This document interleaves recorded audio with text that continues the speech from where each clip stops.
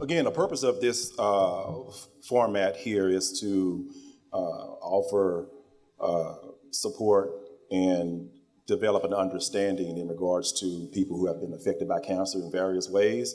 And Ms. Davison here has just recently learned that her husband was diagnosed with cancer. And so we want to hear from her today. Hopefully she can provide some insight into some of the things that she's going to deal with on a day-in, day-out basis. So my first question to you is in regards to the diagnosis and and receiving that type of news. How did you feel when the news came down that he was diagnosed with cancer? It stunned me, as well as it stunned my husband. We wasn't expecting that type of diagnosis. And unfortunately, I wasn't new to a lung cancer diagnosis.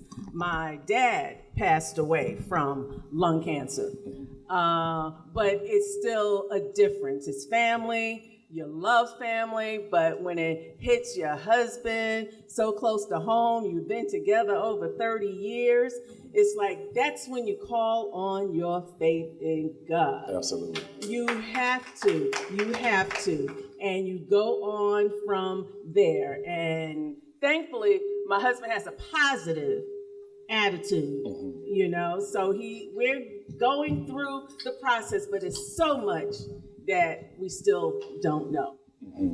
The emotional toll. The emotional toll, and speaking from the perspective of a caregiver, you kind of have to let the patient take the lead. Some days they're up, some days they're down, some days they're angry, and some days it's like it just doesn't exist. As a caregiver, you have to do a lot of research on your own, because I'm here to tell you, the doctors are not going to tell you everything. No. You're not their only patient. They have other patients, so a lot of the research and understanding so you can understand what's happening to your loved one's body, what he might be feeling. They do give you resources. Sometimes it wasn't enough time for me because I had already gotten on, where do we go? Google this, Google that. But with the resources that were given, it makes it a little bit easier. And you have to be open for new information. Some things may not work for you, and you have to be willing to ask for help. Sure. My dear friend Satara Thomas, I just happened to call her on this day. I was just having one of those days, and I knew I needed to talk to someone, and I shared with her what I was going through, because my husband is also a very private person. But for me as a caregiver, I still needed someone that I needed to talk to. And to this day, I say it was nobody but God, because Satara shared with me this event that I'm sitting at today. And had I not told her, I know I need some counseling, I need some other resources, I wouldn't have known. And Dr. Carlos here has already shared information with me. So that's like walking in the door, and it's nobody but God. And to be asked yesterday to be interviewed and to just give my perspective on what I'm going through, I encourage all caregivers, don't be afraid to open your mouth. And as the sermon was this morning, I'm so glad I got here in time for the sermon. The devil is a liar. My husband, he will live. As far as being a caregiver is concerned, all you have to deal with and you being exposed to the treatment, were you aware that Amgen was going to be here with latest development in drug therapy today? Not at all. Not at all. Mm-mm. So it's just a blessing to be surrounded with people, as I would say, in the know. It just makes such a big difference. Thank you very much, Ms. Davis, and I definitely appreciate your wisdom and your insight. And we're going to go ahead and proceed to the next participant. Thank you very much. And one last thing I'd like to say, my mantra, though, really, it's one day at a time. Thank you.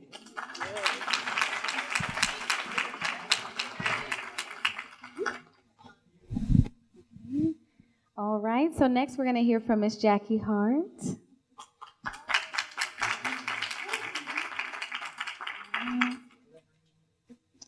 And Miss Jackie is actually was a caregiver for her own daughter, all right? So your daughter transitioned from this life at 33, a mother caring for her daughter with already medical challenges, and then being diagnosed with lung cancer. So how long did it take for your daughter to be diagnosed, and what stage was she in when she found out?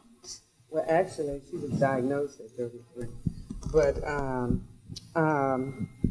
even before that, I was caregiver for my mother, who was total care with feeding tube and everything. And so my daughter was helping me with her care. But then she got sick. And then eventually, both of them were at home on hospice care.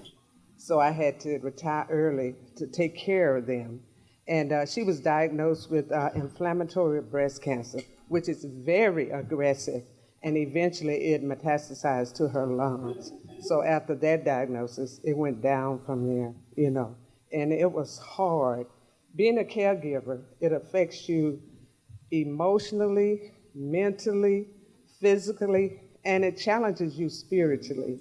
And so being here today, we both would have benefited from information that we will receive here. It would have made the journey easier for her and for me, you know, and knowing I didn't know where to go, I didn't know what was available, what resources that were available to help us on the journey, you know, and so I'm just glad to be here because I can help somebody else. I can be a point person from somebody else that's going through what I went through.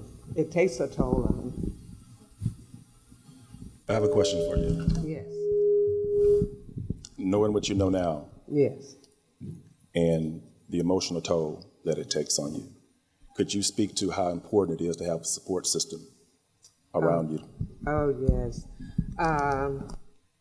It's very important for the caregiver to have somebody they can vent to, you know, that can encourage you, that can give you time away to do things, you know, for self-help, for your own health and care. And, you know, you take care of people and you don't want your loved one to feel the stress that you're under. And so having an outlet would be a great help, you know, to the person that's taking care of it. And then you could be better for your loved one, you know, in the care. And for me, it was important that I fed my spirit. As long as I fed my spirit, I had CDs from my pastor, from his messages, and then I listened to Christian radio and gospel music, and I buried myself in the book of Psalms that kept my spirit fed, that I was running on his power and not the power in my own body, you know. His power kept me going. His power made me smile every day. I knew I was gonna, there was a journey, there was a journey of coming out on the other side, and then God always stepped in.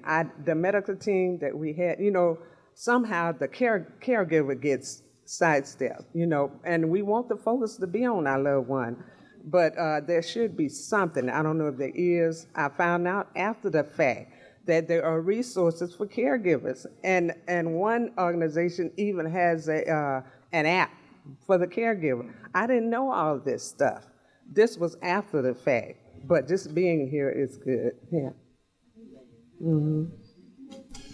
I don't want to be too intrusive, but you said something earlier that's very, very important. You don't want to take it for granted is, the God factor. And he is a healer. Oh, yeah. But at some point along this journey, if he do not heal, and you come to that moment in which reality sets in, could you provide a little insight in regards to that?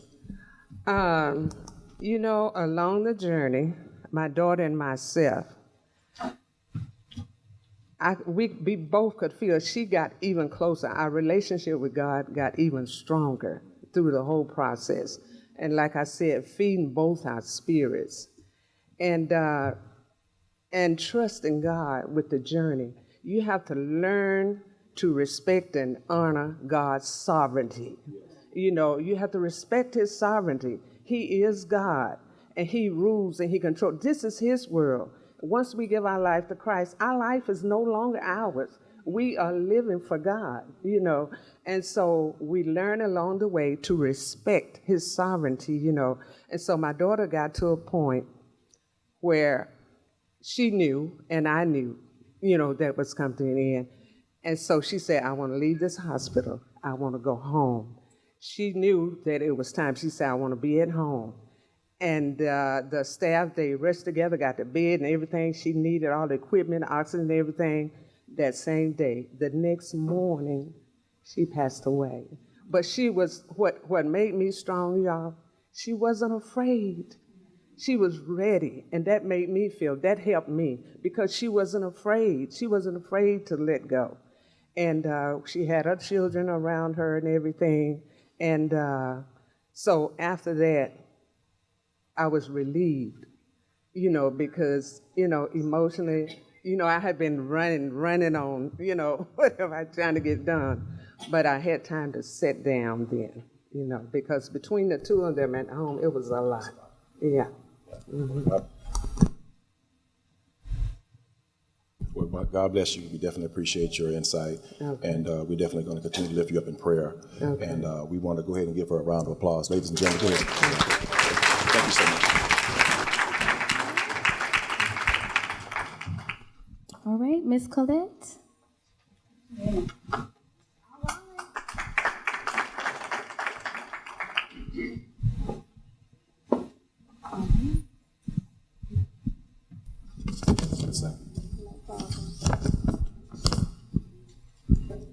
Ms. Colette has a very interesting story. Her dad had passed away, and she spent a lot of time with him, running and riding, working out together, things of that nature. So I have a daughter, so those are some very unique moments in which you can develop a strong bond. And so, no, that's fine. That's fine. That's natural. Totally natural. You let me know when you're ready. You ready? Okay. When your father was diagnosed with cancer, how old were you? When he was diagnosed, I was 18. He was 18. Was he a smoker? Before I was born, before any of my siblings were born, yes. Before you smoked, okay. Was there a time, similar to the question I asked Ms. Hart, was there a time in which you were praying for God to heal him once you found out the diagnosis? There was a time we would pray to make sure that he would live. That he would live. When we found out it was already stage 4. So the doctors and stuff were basically just telling us it really wasn't nothing that they could do but keep him comfortable. It was hard. I'm sure. And to see your best friend, the person you would go to Sure. all the time for anything, to see him lay in that hospital bed and not know whether or not he was gonna make it. It was hard for me. I know it was hard for my whole family, but for me especially because, like you said, we rode. We did everything together. That right there was my best friend. And a lot of people say, you know, your faith is everything. But in that moment, losing him, I let go of my faith. I let go of my faith so hard because I was just like, God, why? Yes. Why him? Right. You know, we had not too long ago lost my uncle and my grandma. Right before we found out that my dad was sick. And so, you know, with losing like all three of them around the same time, it was hard. But for me, with losing him, it felt like I was losing the world. Sure. And you don't think that cancer could be that bad. You know, when you hear about it, you're like, oh, you know, Right. people have cancer. A lot of people come out of, you know, or go into remission from their cancer and everything like that. But to physically be there and see the way cancer spreads. Yes. Yes. Like you can be talking to me one day and It's in your brain tomorrow. that quick. And so it's I wish that this seminar would have happened before he passed, so that we could have known what a lot of people know now then. You know, it's been 8 years since my dad passed, and a lot has changed. For sure. You know, you have all these new drugs, all these new machines, and it's just when the world changes, but I wish it would have been different. And last question, in regards to your father being basically your support system, how have you compensated for that? How have you replaced him being a support system for you? Well, I'm grown now, so I'm working, you know, to just make sure that I keep myself, you know, supported. I talk to my mom. Are you a part of groups, Not really. support groups? Yeah. I mean, I come to church all the time, and I think after his passing and everything like that, after his funeral, I made it a mission to myself to get back in church and to allow myself to be back in my faith, because I lost it, you know. I lost it for a while after he passed away, and so I was like, you know, I have to make this a mission to go back and just be around God, because if not, you could go into a really dark place. And so I didn't want to burden anybody else with my issues and stuff like that. So I made sure that I came back to church, because the number one place a lot of people have healing is church. And, you know, I did go to a dark place, but when I thought about it, I'm like, I just need God. Yes. I need God, because if not, I'm going to do something that I can't reverse. You know, and for a while that's where my mind went, because, you know, you don't think about anybody else once you've lost that person. You think about yourself and everything like that. So I really had to get back to God, because if not, I wouldn't be sitting here today. I'm just gonna be honest with you.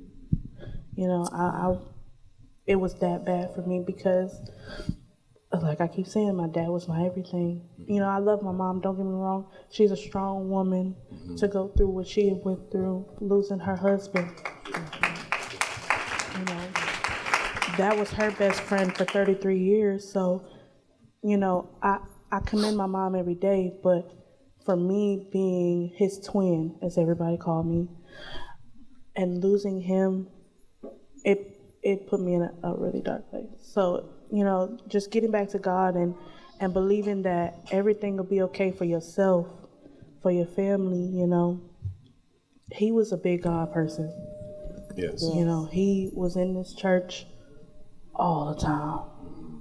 So that would be my advice. Ladies and gentlemen, Miss Lori Collette.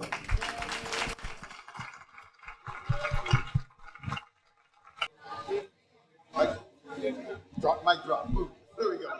Good afternoon, folks. Hello.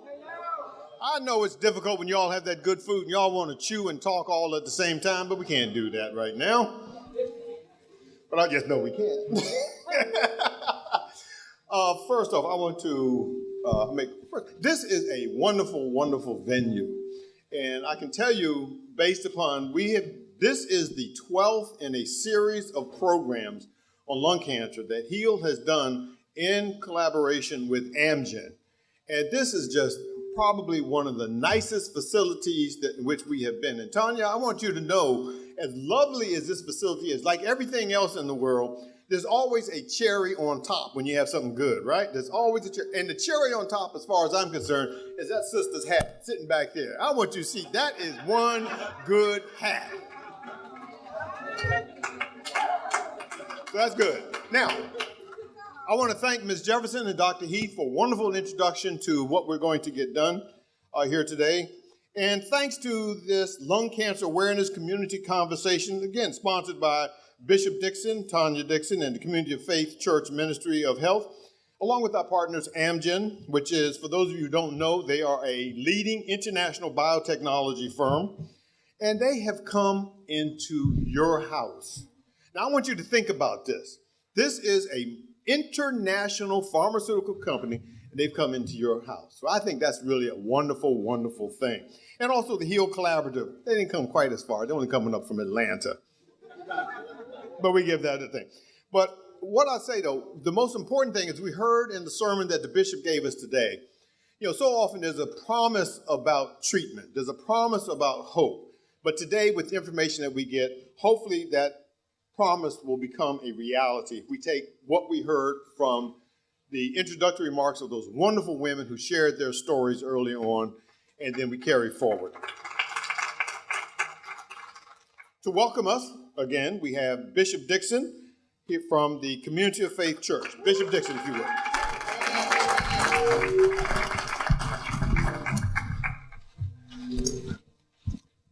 Good afternoon. All right, praise God. Good to see everybody. I hope you enjoyed all the food, especially the dirty rice. Man, that dirty rice is something else. I'm telling you right now, it's kicking. And yes. I know y'all can't even say amen because you're still chewing, but it's absolutely delicious. And let's give our culinary ministry a big hand for that. God bless the people in the kitchen. Yes, indeed. So we're grateful to God for all of the support that our teams provide. Let me just say a big thank you. We're glad to host the HEAL Collaborative here at the Community Faith Church, and but it would not be without our Community Faith Ministry of Health. But those persons who are part of that, just stand. You've been part of the team, just stand. Carlos, all of you, Tanya, Weather, the others, just stand. Come on, let's give them a real big hand. We appreciate all of you. Thank you so very, very much. It takes teamwork always to make the dream work, and we appreciate all of them. Truthfully, I get a lot of credit for stuff I don't do, and I'm honest enough to say that, but I appreciate people who carry out the vision. And a part of our vision, of course, as those of you know our vision statement, we're building a model community of faith, extending God's kingdom biblically, evangelistically, educationally. And I want to hone in right there, educationally, politically, socially, and globally. It's very important that we understand the importance of education. The scripture says God's people perish for a lack of knowledge. And so the HEAL Collaborative brings to us this opportunity to extend our knowledge concerning this vital area of lung cancer. I grew up when, hearing lung cancer commercials, but it was never us. It was never us. It was never us. And it wasn't talking to us or talking about us. And so I'm so grateful to God for this initiative, for this vision, and for this ministry. I think it's a fantastic, fantastic movement. We're glad to be a part of it. John, the third John, verse 2, I pray that in all respects you would prosper and be in good health, even as your soul prospers.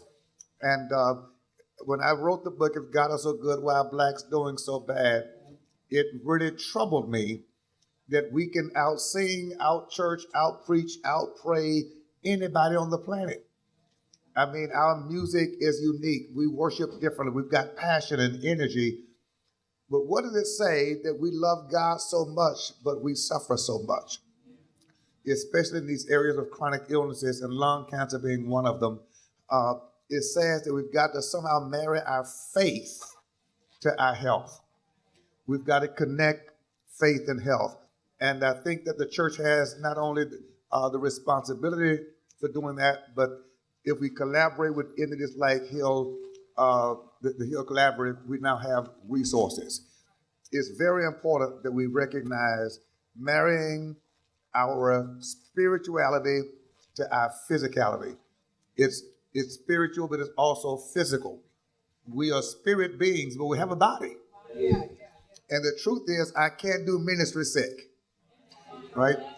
And there's so many things we don't get to fulfill unless we understand the need for health. I won't talk much about the disparities that have taken place over the last 400 years regarding healthcare and us, but I will say this: we have now an opportunity to become evangelists for healthcare. And I want everyone to lift up your hand very quickly lift up your right hand, if it's not with a biscuit in it or a roll, and say, I'm now on an assignment. I'm a healthcare evangelist. I'm going to spread the message about the Heal Collaborative, because if you can't breathe, you can't be a blessing. The longer I'm here, the better I make the world.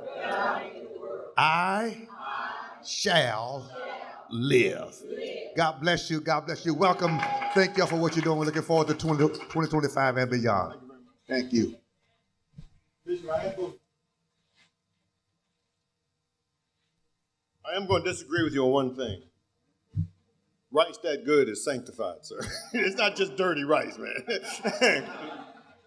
Next, I'd like to bring up the Honorable Stan Watson, former Georgia State Representative, Navy vet, and currently National Director of Faith-Based Initiatives with the Heal Collaborative.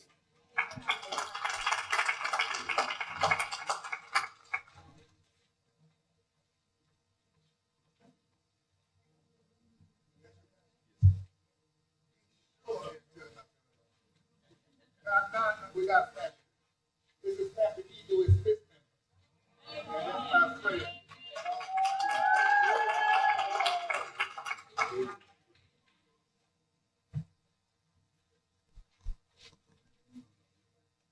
Just one. Okay. Good afternoon. We won't be before you very long because there's a flight to catch back to Atlanta. And so like Elizabeth Taylor told her seventh,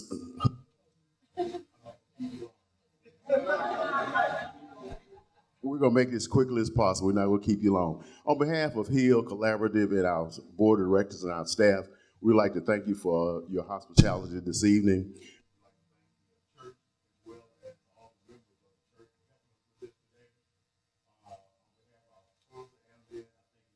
Awesome job in presenting this program today. I'm not sure what Sister Tanya's trying to do, but she got our attention. And you got our attention as well.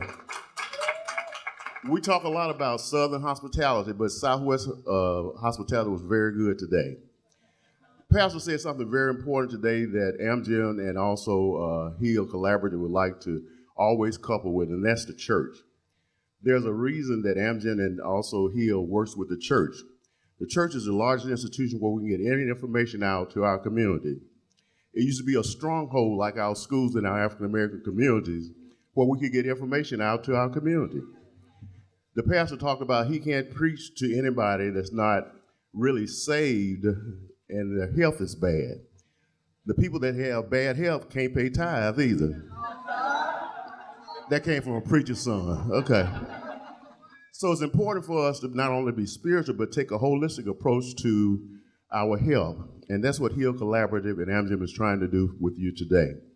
The Bible says somewhere between Genesis and Revelation that you just can't be hearers of the word. So when we get this information for you today from these professionals, you also got to be doers of the word. There's also said that, without faith, and this young lady gave her testimony about faith. Without faith, it's impossible to please him. Because he that comes before God must come believing that he is, and he's a rewarder to those that diligently seek him. So on behalf of Heal and our community, we'd like to say thank you for your hospitality and get ready for a great ride. Thank you so much. We're going to move on to what we like to call fireside chat. Now, what the fireside chat really is, it's that introductory moment where we get to hear, just as we heard earlier, but from people who have lived the experience, and we get some lessons from those folks. Our moderator is going to be Ms. Cassandra Smith. She's the Advocacy Relations, Corporate Affairs, Amgen Corporation, and then also Ms. Montessa Lee, who is a small cell lung cancer patient and advocate. And by Zoom, we're going to have Ms. Lalisha Payne, who's a small cell lung cancer patient. Let's have you guys come on up.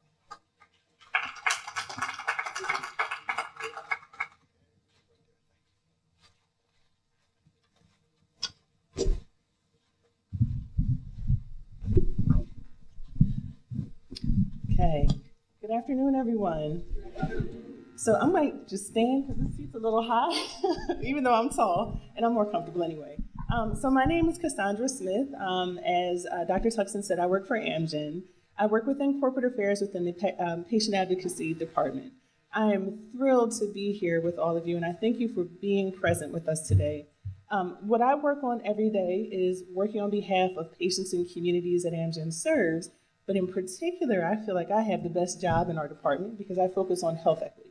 So that means I work to make sure that patients from our community, people from our community, are getting access to information and treatments and all that goes along with that. So I just thank you again for being here. This is deeply personal for me as well. So I am joined, and do we have, there she is, Lalisha Payne, Ms. Payne, thank you. Ms. Payne online, and we have Montessa here. And we're going to talk just a little bit about small cell lung cancer and the journey that these two women have been on. So I'm going to turn it over to maybe, Montessa, would you like to start us off first with giving a little bit of information about your journey with small cell? Sure. In 2006, at the age of 28, after having stabbing chest pain, went to the doctor to get checked out. They said, oh, you have costochondritis, inflammation around the rib cage. It sounded right because that summer, I'm an educator by my true profession beyond my lung cancer advocacy. And I said, yeah, I've been working out this summer. That sounds reasonable. And took the doctor's word for it, went home. That was in September of 2006. I still had stabbing chest pain, a cough that wouldn't go away. Went to the doctor, matter of fact, and shortness of breath. When I would park in front of the school and walk up into the school, I was short of breath, and I thought I had developed asthma late in life. And they said, oh, you have bronchitis. Never gave me an x-ray, which I didn't know you were supposed to get. And so that was my second misdiagnosis. It wasn't until the first week in December that the chest pain came back. I finished the prescription for the bronchitis. They said something was wrong with my heart as well. Gone through all of that, and my cousin said, hey, shouldn't that cough be gone? And I said, I'm going to go back to the doctor. And that was the first time they ever gave me an x-ray and said, we're admitting you. They would find, at that time, a tumor the size of a cantaloupe, a 15-centimeter mass. And life as I knew it would change. And welcome to the world of lung cancer. And your diagnosis, you were really young. You had never smoked. And could you tell us a little bit about, the doctors, when they put all of that together, do you think that contributed at all to, maybe some of the delay that you had in getting diagnosed? Sure. Later, my oncologist and everybody would tell me, you were young, otherwise a healthy person. It wouldn't have been the first, second, third, fourth, fifth, nowhere down the line of something they thought about. What I didn't know, though, was that I should have even gotten an x-ray for the bronchitis. And by that time, the tumor was probably already large because I had symptoms, I had pain. But I do believe, that implicit bias of you come in with a young patient and we don't naturally do screening for lung cancer for a patient like me. So we're going to get into this a little bit later on about the importance of self-advocacy. We're not going to cover that just yet, but I think that's really important to know what should happen, not necessarily what is happening, but what should you be getting. So thank you for that, Montessa. I'm going to turn it over now to Ms. Payne. So thank you so much for being here with us. I see you and your caregiver. It's okay, you can stay in frame in the background. I appreciate you all joining us via Zoom. And Ms. Payne, could you talk a little bit about your journey as well to diagnosis and how you've been faring so far? Sure I can. I first experienced gastrointestinal symptoms. At that point, I went to the emergency room where they conducted a CT scan. The results of the CT scan showed that I had a suspicious nodule in the left lobe of my lung. After I received the results, I immediately contacted my coronary doctor, who suggested that I have a PET scan. I went through with the PET scan and received a call from him where he stated that there was activity in my throat and a possibility that I had throat cancer. There was also activity in my lungs, but he chose to wait 3 months to see whether or not the nodules in my lungs would show growth. I had my tonsils removed. There was no cancer in my throat. In the meantime, I felt like that I should get a second opinion. So the step that I took was that I called the Mayo Clinic, went to the Mayo Clinic, and it was there at the Mayo Clinic that I was informed that there had been growth within the nodules and that I needed a biopsy. At that point, I received a biopsy and I was diagnosed with small cell lung cancer. But I do want to make this very clear. The nodules initially were non-cancerous, and they were in a region in my lungs where they could have been removed earlier. But by the time I reached the Mayo Clinic, it was too late. So the diagnosis was made. Presently, I have had several different types of chemotherapy. Unfortunately, none have been effective at this point. It's metastasized, and now I'm on a medication that was approved by the FDA in May, which is referred to as Pala. Thank you for that. And every time I hear Ms. Payne's story and I hear that time frame that lapse in between when she first, her doctors first saw the nodules on her lungs and then, did nothing really. Ms. Payne, if you could share a little bit about that approach and maybe one of the things that struck me, well, I'm not going to give the story away. I'd like you to tell it, but one of the things that I think everybody here would benefit in hearing more about is the decision that your doctor made to just wait and see, and what happened in the interim. And even if you wouldn't mind sharing, why did you go along with that wait and see approach? Well, to be honest with you, I didn't know what else to do. I didn't feel like that I had the power at that time to make another decision. He felt like he said that it might be cancer in my throat, and he was, well, actually, let me be honest, he called me twice that day when he saw the nodule. And I didn't know that I could have someone look at it at that point in time. I thought that was standard procedure. Let me say that. I thought it was standard procedure to wait for 3 months. It wasn't until I thought more about it and my intuition said, you know what, maybe you should get a second opinion.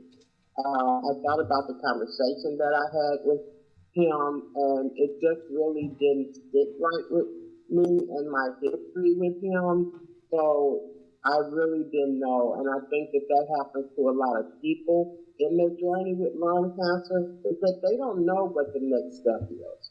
And when you don't know and your doctor is guiding you and you don't have the power to order another scan, then sometimes it leads you into a situation where the situation can be worse because you don't have that knowledge. Thank you for that. And I agree with you. I think in many conditions, people don't know what they don't know. We don't know what we should be looking for. We don't know what we should be advocating for. And I'm going to turn it over, Montessa, because this is a fierce advocator on behalf of patients with small cell and just patients in general. Could you please just talk a little bit about how do you encourage people to know there are rights and there are things they should be, demanding essentially from their healthcare professionals? I'm sure. And this goes back to my diagnosis and sitting there and them coming in, oh, we found a mass, da, da, da, da.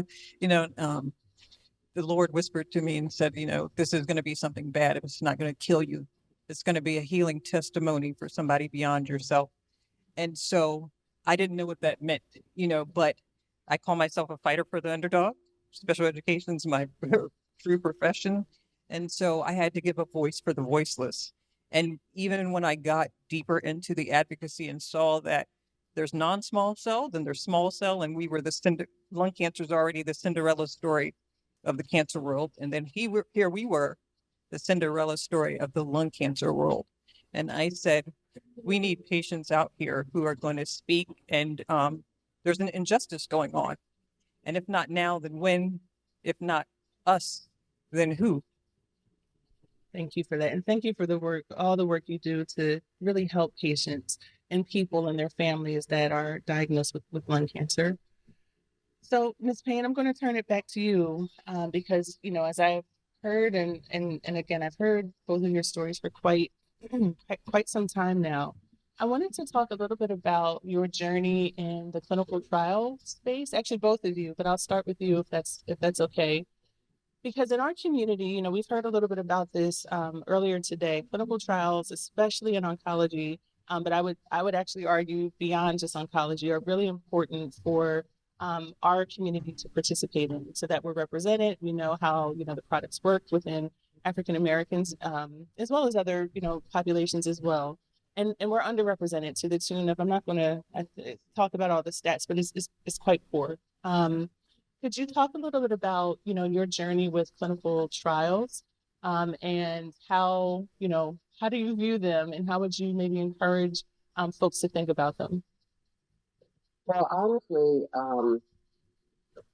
for myself, there was not an opportunity that anyone presented to me when I inquired initially about clinical trials.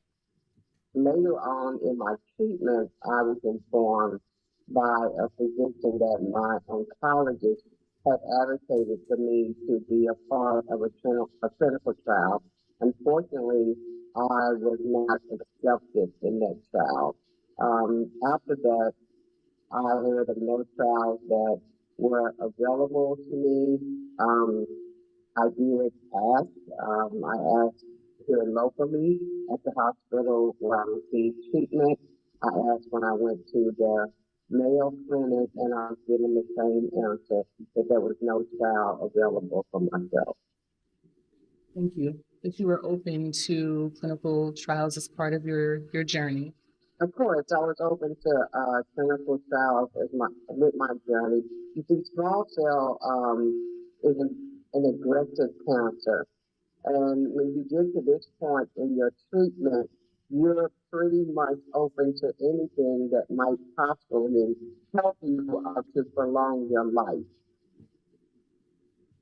Thank you for that. And Montessa, as we were preparing for this, one of the comments you made to a colleague of mine is around clinical trials, not so much for yourself, but for a friend of yours. Could you just talk about that experience? I'm sure, yes. 'Cause so I didn't have the opportunity myself, but my friend who had another type of cancer, trying to walk that road with her of searching, it's a lot of legwork for the patient, which I was surprised by. Now, true, it could have been the hospital that she was served at, that they didn't necessarily have the trials going on right there. But I knew the importance of it and the importance of African Americans participating in these clinical trials to get these improved treatment options. And I just thought it was going to fall in her lap, but I understood that brain work and the leg work that had to go behind. And again, I thought it was an injustice. Yes, there's absolutely room for improvement. We're going to talk a little bit about that in one of our sessions later on in the program from our nurse navigator that will talk about how we're supposed to be able to get information. The onus is definitely on the patient for now, and I think we at Amgen and other companies are working to make it better and easier to access information about clinical trials. Because if I were to ask people in the room, do you know where to find trials? Actually, may I ask, if you're comfortable answering, does anybody know where to find clinical trials? If you had a diagnosis or a disease and somehow you heard about trials and you said, okay, I want to find one near me, would you know where to go? Can you raise your hand if you do, or yeah. We have work to do for sure. It is a laborious task to try to find information out. So thank you for helping your friend on that journey. And each one of us, I think Pastor said, we're health evangelists. So, we'll now know where to find information at the end of this program. So I'm going to turn it over just for the last few moments. I'm getting the look from Ms. Payne, maybe. Could you share any last moments, or not last moments, last words of encouragement that you would have for, the audience here? Anything that you want to impart on them, through your story and your journey and your experience? First of all, I would like to say that with any type of disease that you might be encountering or having to deal with on a day-to-day basis, the most important thing that you can do is to keep your hope and to also keep your faith. I believe that God has the final say. Also, I would like to say that lung cancer is a very serious disease that is highly effective in the African American community. And regardless of the stigma attached to cigarette smoking, we should be aware, for example, that menthol cigarettes are advertised within our community all the time. You probably went up to a service station or a store and saw where, you can get a pack of Newport for a certain price, and that's the first thing you see, that big pack of Newport. And oftentimes, cigarettes are more advertised in our community than healthy eating. And I think there comes a time where we cannot be afraid to speak up against what is going on in, especially our impoverished communities, in terms of the disparities, the lack of resources, and poor health care. And as evangelists for healthcare, I think the time is now to reclaim our health, to share knowledge, understanding that knowledge is power, and power can lead to change. So we need to share, we need to express ourselves not only to each other, but to the policy makers, and make them aware that we are aware of what is happening in our community, and that everybody just doesn't make choice to smoke and to get lung cancer. That there's other entities involved, like I said, especially with the advertisement and the policies that are clearly made in the United States. Thank you, Ms. Payne. Thank you for sharing your voice with us today. Montessa. Oh, yes, sure. An evangelist, right? They go out and share the good news. So your takeaway from here is going out to spread the good news. You're going to hear about screening later. So If you meet somebody in the gas station or whatever, tell them, have you got your lung cancer screening? If you meet the criteria, have you got your colonoscopy screening if you are that age? So going out and telling the community this. And if you are a patient or a caregiver, knowing that you cannot walk this journey alone. So build your family around you. When I got sick, my church family and my extended family helped me. So you have to swallow your pride, and you cannot walk this journey alone. Thank you, as we heard at the beginning session. So with that, we will wrap up. Again, thank you everyone for your attendance today. We'll be around if you have questions, most of us, but thank you again. Yeah.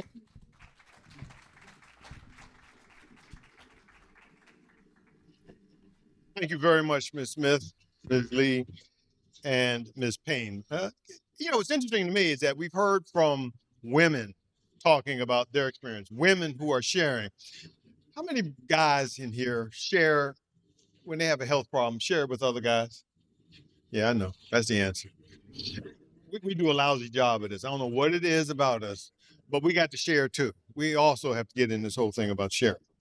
Let's shift the gears just a little bit. Our next speaker is Dr. Meshan Fitzgerald. She is currently a pulmonologist at the Memorial Hermann Memorial City Medical Center, and she received the Master's in Public Health at Tulane University, followed by her MD degree from the Creighton University in Omaha, Nebraska. She completed a residency in internal medicine at the Mercer University School of Medicine down in Georgia, followed by a fellowship in pulmonary disease and critical care medicine at the University of South Alabama. For those of you who's just on the other side of the Gulf over there where they have that place. I know you here in Texas don't really care about what goes on East Coast-wise. Nonetheless, Dr. Fitzgerald's going to give us a talk about disparities, prevalence, screening, diagnosis, non-small cell lung cancer versus small cell lung cancer, risk factors and staging, particularly as it pertains to those of us in Houston. Before you come up, I want to remind everybody, in your packets, there are a pre-survey we want you to be sure and fill out. There's also a post-survey. Guess which one you should do right now? Yeah, you're right. The pre-survey. Fill the post-survey out as soon as we finish. So if you would be sure and fill that out, and at the end of it, bring it to us. Again, now bring up Dr. Fitzgerald.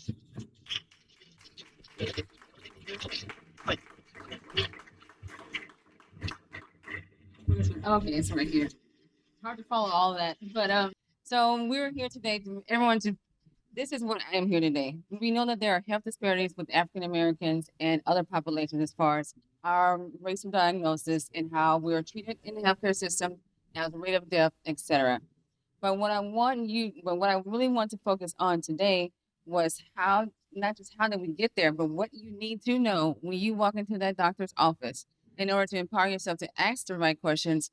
Because what I'm hearing echoing over and over again, I did not know. I did not know. So we all know what we should be doing, but you don't know the exact road steps to do. And sometimes the doctors won't know either. So, but here are quick stats. I don't want to go over time. So is there like a timer up there? You let me know. Okay, lung cancer is still the most leading cause of death in the U.S. Here in Texas, so I wanted to compare the U.S. to Texas. Over 130,000 deaths annually. There's better outcomes if you diagnose it at an early stage. Here in Texas, I'm not sure if anyone can actually see this very well. Our 5-year death survival rate is 25% versus the 27% seen nationally. Even though that's a 3% difference, that accounts for hundreds and hundreds of thousands of people who are actually dying more in Texas than nationally.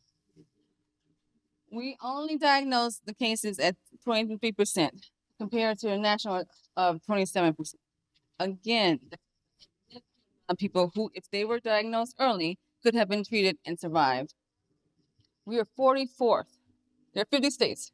We're 44th in this. Sorry, forgive me for this. So, in short, we are diagnosed later.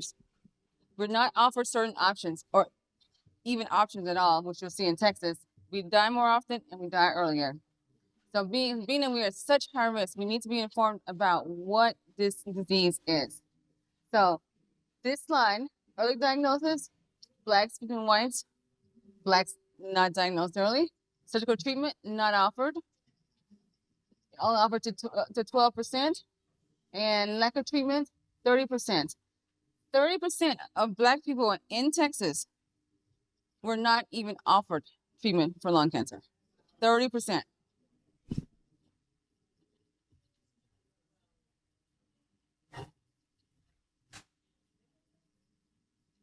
So what exactly is cancer? Someone says that they have cancer. What does that mean?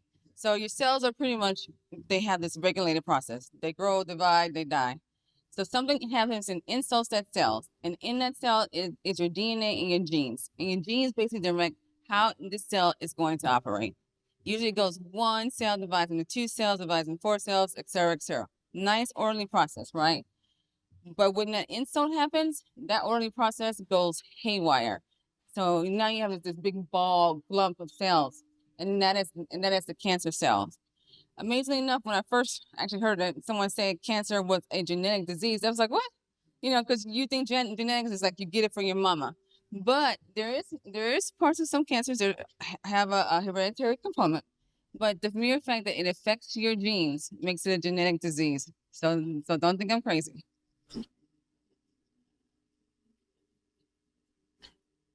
I hate your pointer.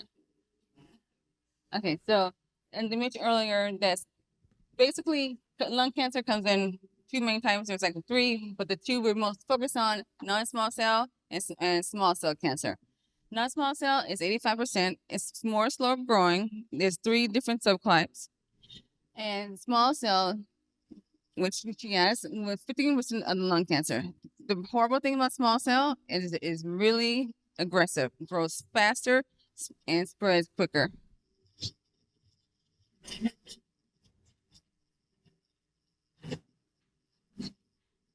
The primary risk factor,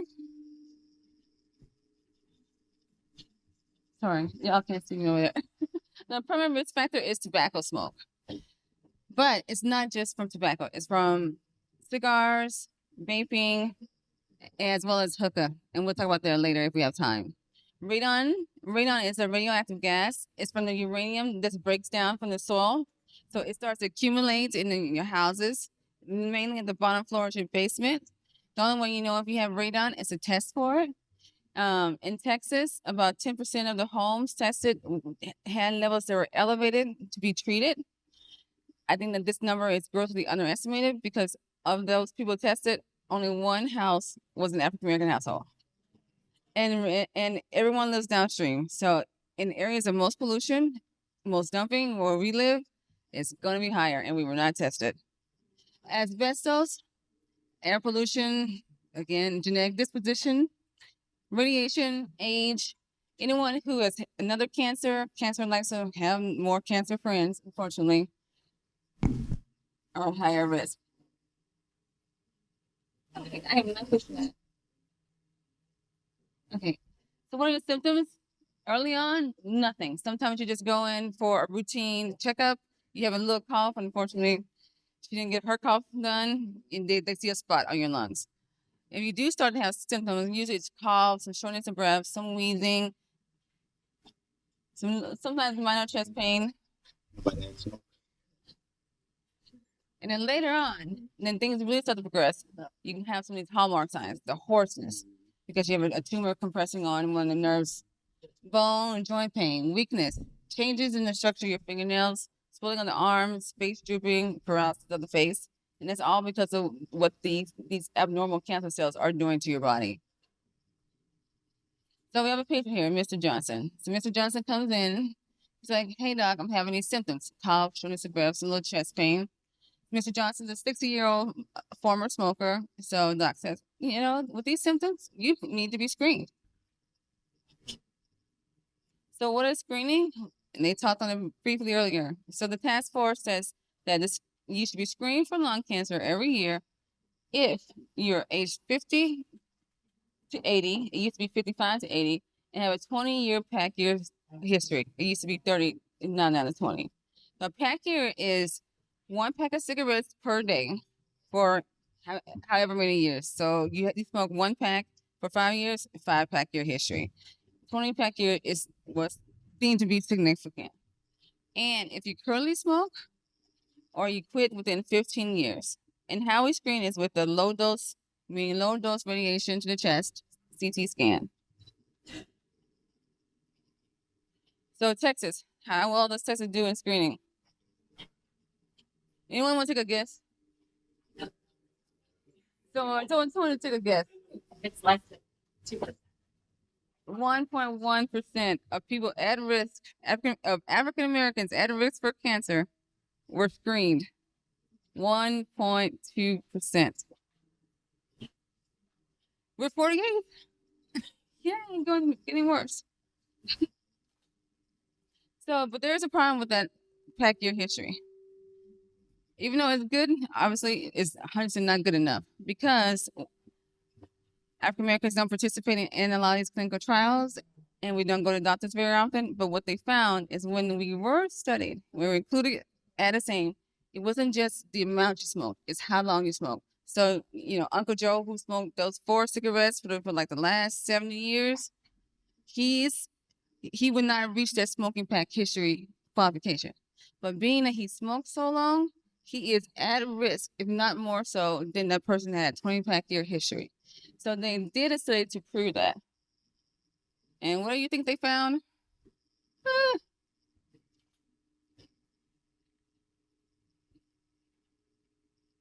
The study found that 50% of the people, of the African Americans using that small guideline would have been screened. But when they changed it, 74%. 74%. So changing that, knowing what is a difference in the smoking patterns of different populations is very important to assess what the risk for cancer is. And of course, we just talked about the low dose CTs. And if you're really suspicious, then you can go for a PET CT. So Mr. Johnson goes and gets his PET CT. And his CT wasn't normal. And so the doc says that, look, we are worried about cancer here. We need to do some things. So this is when the balls keep rolling.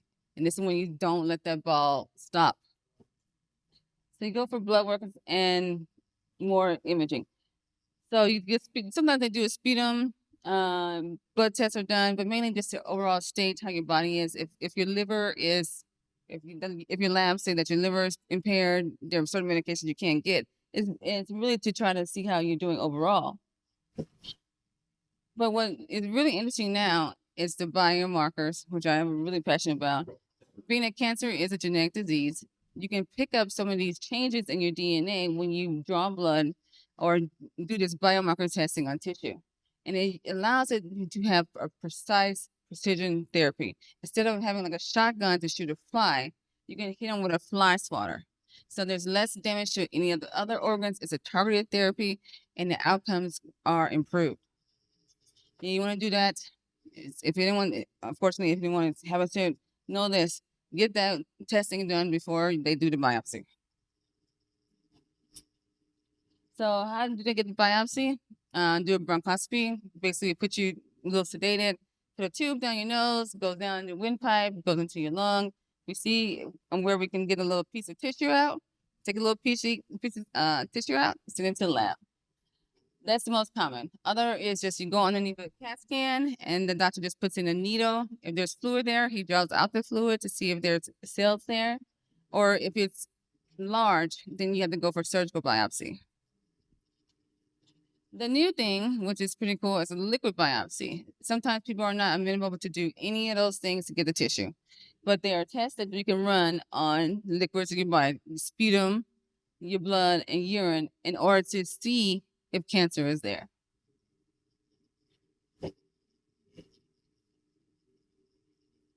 So this is blood biomarkers. We're going through that. So Mr. Johnson gets all that done. So he asks, what's going on? And it's lung cancer. It's been devastating. I've been devastated every time I've had to give a patient that diagnosis. And that's only my portion of it. And of course, you want to know, what do you do at this point? The most important part at this thing is staging. Staging determines if this disease has spread and what agents can be used to treat it. Cancer spread through 3 main ways.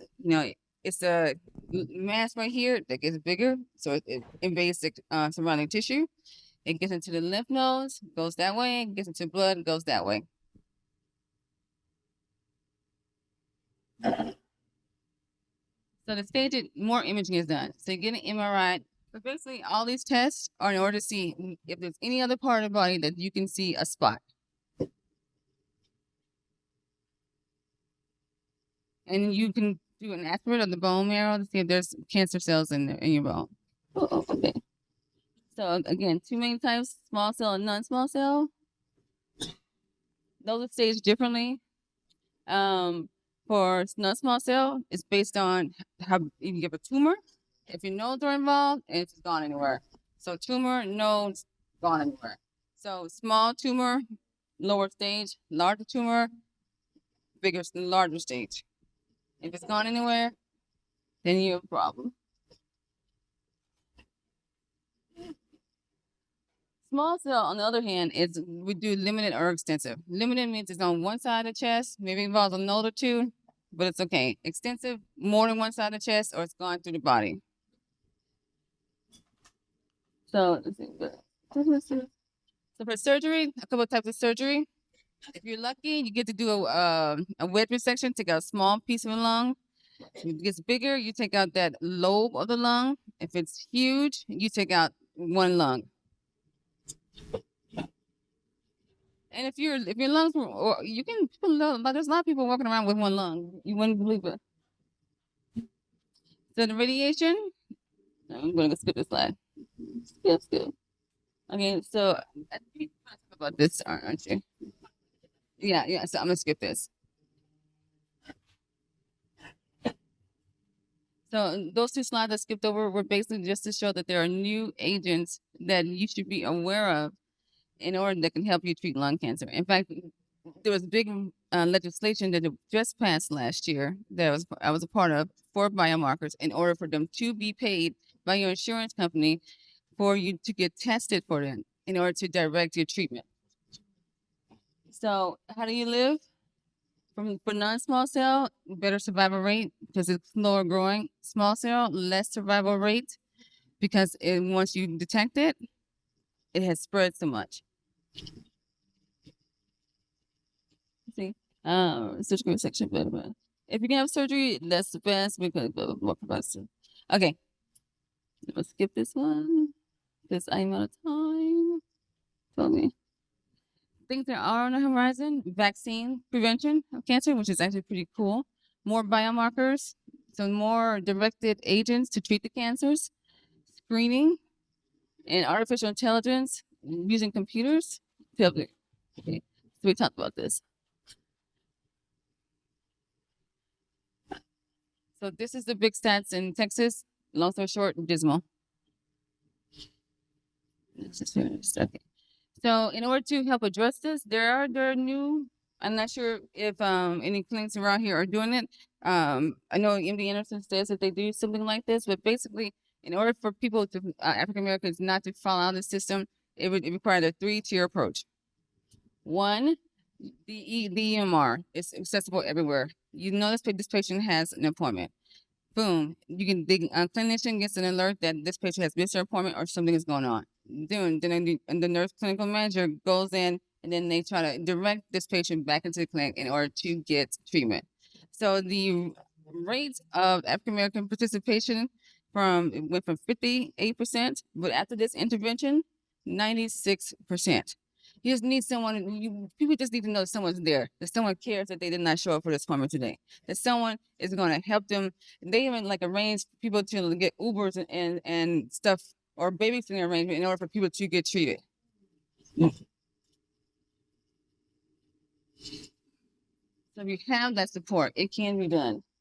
Another new thing that needs to happen and new guideline changes, as we talked about, changing what the 20-year to 20 years instead of 20 year history, adding that to that. But we smoke differently. There's more Black and Milds. There's more vaping. There's more hookah. Those things are substantially more dangerous than plain old cigarettes, even though we don't think it. Marijuana, you smoke one joint, the 50 joints is considered to be equal to a whole 20-pack year history. So you have a kid that smokes 3 joints a week, and he's 20. By 2021, he has the equivalent cancer history of a 20-pack year history. Gotta get it off. Gotta get it off. And so what's being done here is the same thing's being here. Grassroots, like Keel, getting into the community about screening, and then like Keel, telling people about clinical trials so we can be represented in these clinical trials, which make the medications that make us better. All right. Oh, also some new congressional acts that are going to help us with this. Okay. Take home. Know your risk factors. Do you have symptoms? Get screened. Your scan abnormal. Get biomarker testing before your biopsy. Talk to your doctor about treatment. You know, for small cell, chemo radiation, adjuvant, extensive chemo radiation. Not small cells, you have the whole kit and caboodle. But the big thing, especially for small cell, know about the other agents that can be used. Okay? I'm sorry I was so fast, y'all. Thank you very much, Dr. Fitzgerald. That was very nice. I guess the three big home points we need to take home. Number one, it used to be that lung cancer was a death sentence, but due to a couple of things. Number one, screening, where you find in disease earlier, you were talking about. You find it early, you treat it, we can cure the disease. Number two, changes in the way people are treating. And that's what we're going to talk about next. Some of the new drug therapies, as Dr. Fitzgerald alluded to, that are out there that have made a huge difference in how people with non-small cell lung cancer are doing. Next speaker is going to be Dr. Cynthia Obiazor. Dr. Obiazor is an oncologist and clinical development medical director at Amgen. She specializes in non-small cell lung cancer and hematologic malignancies. She is a graduate of the University of Texas at Arlington and received her MD degree from Ross University School of Medicine. After completing her residency in internal medicine at the University of Massachusetts Chan Medical School, she did a fellowship in medical oncology and hematology at the University of Kansas Medical Center. She has recently earned her Master's of Business Administration at the Wharton School at the Pennsylvania. For those of you who don't know anything about the Wharton School, that's a real big deal because she was invited to come up there to do her fellowship, so she's hot stuff. We're going to hear a talk on new drug development, understanding how new treatments are brought to development. Dr. Obiazor. Thank you, ma'am. So I'm happy to be here. I'm actually from Houston, Texas. So this is like a big deal for me. Let's get started. So as they mentioned, I'm a research medical director at Amgen. As mentioned before, Amgen is an international biotech company where we develop drugs for different types of therapeutic areas, but I work specifically in oncology and cancer. Okay. All right, next slide. So quick overview, we're going to talk about drug development process. People ask me, okay, how do you get drugs from the lab to the patient? And I'll talk about that. In addition, I'll talk about analyzing how we analyze data to ensure that it's safe to give to people, to give out in the masses. What to consider when comparing clinical trials, enrolling in clinical trials, and then how Amgen has focused on small cell lung cancer, which, if you recall from Dr. Fitzgerald, is a very aggressive cancer, but not a whole lot of therapeutic options left. Next slide. So again, I'll go over the cancer development process, steps 1 through step 5, and we'll go over each part so that you get a better understanding of how drugs are developed. Next slide. I also want to take a moment too, because I'll address any misbeliefs or misconceptions about clinical trials. I get a lot of questions about clinical trials. So the first misconception that I have, that I receive, is that when you're on a clinical trial, you're a guinea pig. I want to address that because that's the number one misconception that I get. I want you to take a look here. Look how big this gap is right here in drug discovery. This is the lab. This is before we get to humans, clinical trials. And look how, when you're going, before you even get to humans, how this cone kind of narrows. Before you get to a human person, look how many drugs have fallen off that they've decided, that they've deemed not either efficacious for patients or humans, or the safety is not okay. Then you have your clinical trials here. And as you go further along, FDA review, post-marketing studies, look how narrow that cone becomes. So when people tell you, oh, you're on the clinical trial, you're a guinea pig, it's actually inaccurate, right? Because there's so much that happens before it even gets to you. Okay.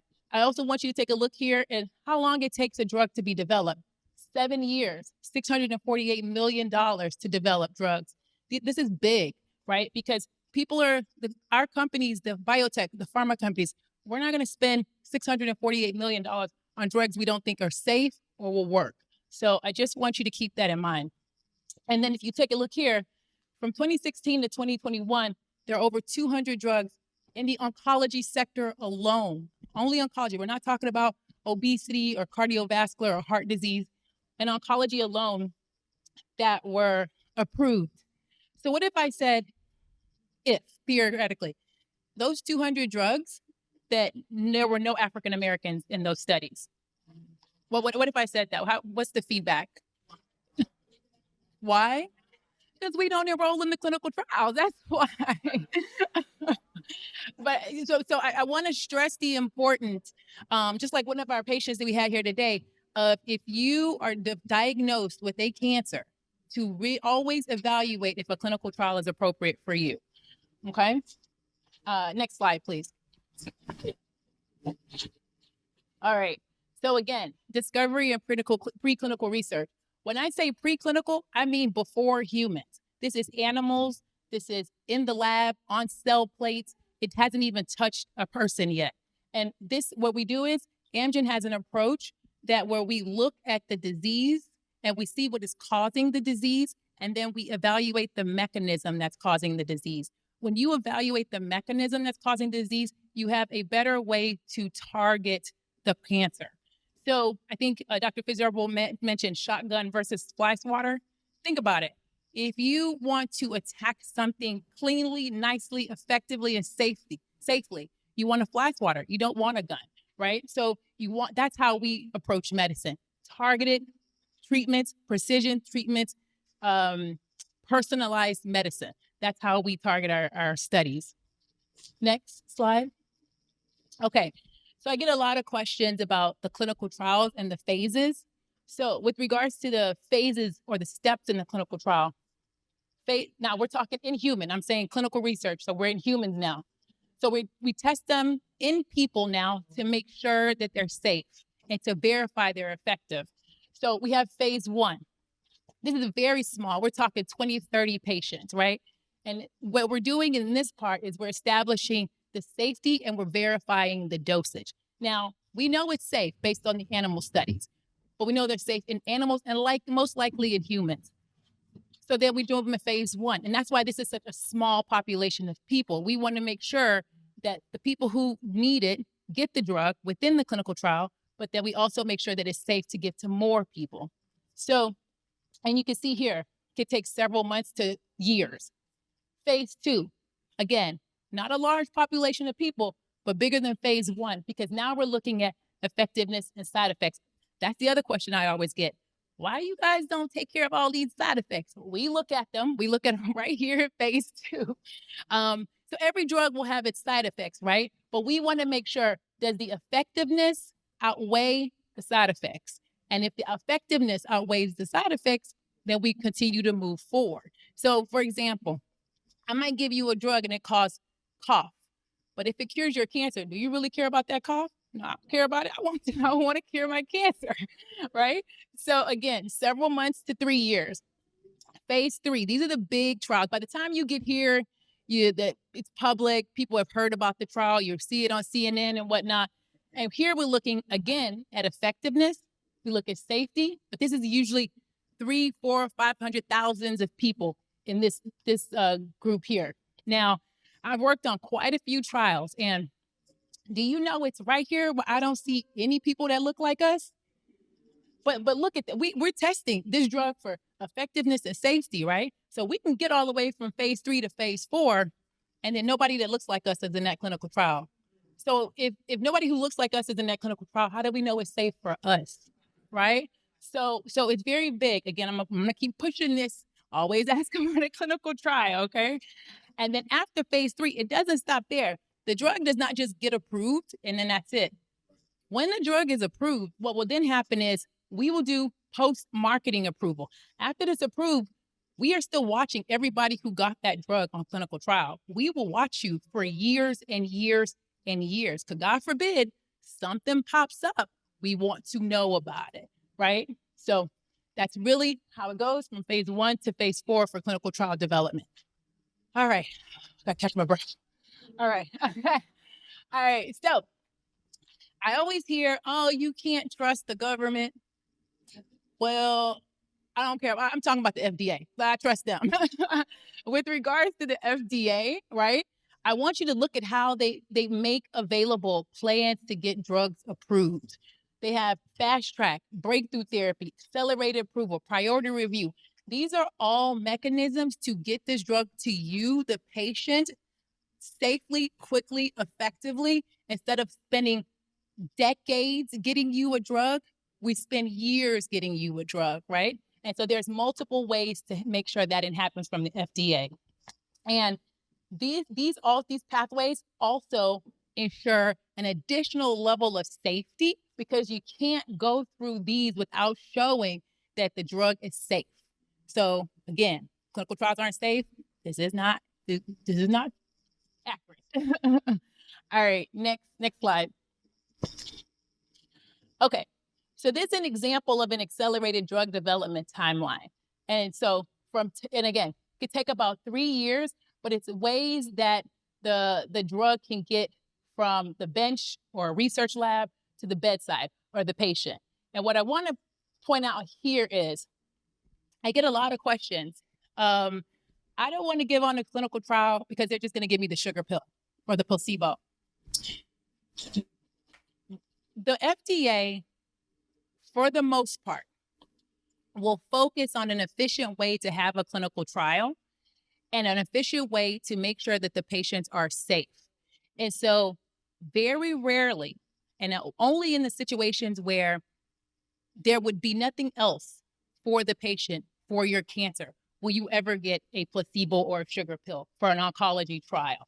And so they are very careful to make sure that when they compare a new drug, they are comparing it to what you would have gotten outside that clinical trial anyway. So it's very rare you would see a placebo or a sugar pill.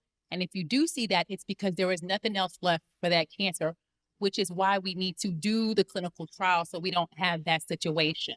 So next slide. Okay, so there's a bunch of people involved in drug development.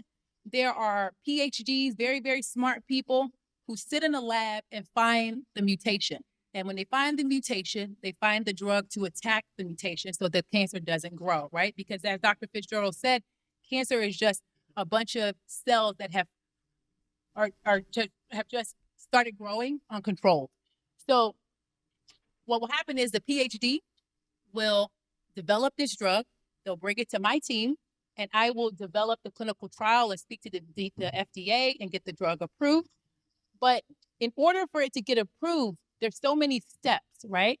So this is the data. So I see a lot of data from clinical trials, right? So they look at all the people all the data from all the people, and then we submit an application. So when we we submit the application to the FDA, because FDA has to approve the drug before you get it. So when the FDA has approved that drug, before they approve that drug or in the process of approving that drug, they will now say, thank you, Dr. O. We appreciate your help, but we want an independent third party to come and check your work. Now, I don't find this offensive because I believe in the drug, right? And the patients believe in the drug. But the FDA wants to make sure, okay, what do other people, key opinion leaders in the field of oncology think about this drug?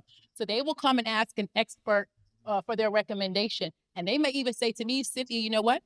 Your study doesn't show me enough. Give me another clinical trial. And that's why I want to keep pointing out safety, efficacy. I want to keep pushing that out. These are not guinea pigs. People are not guinea pigs on this trial. The FDA really wants to ensure that people are getting therapeutic options that are appropriate for their illness. Like I mentioned, if the benefits outweigh the risks, we go ahead and we get marketing approval and we get FDA approved. Next slide. Okay, so I'll tell you a story. I used to work in the hospital, and a patient said to me, I had a patient who was diagnosed with lung cancer. And I said, we should talk about a clinical trial. And the patient said to me, well, so-and-so, who I know very closely, had colon cancer and his trial did not work for him. Well, what's wrong with that statement? Two different cancers, right? I get that a lot.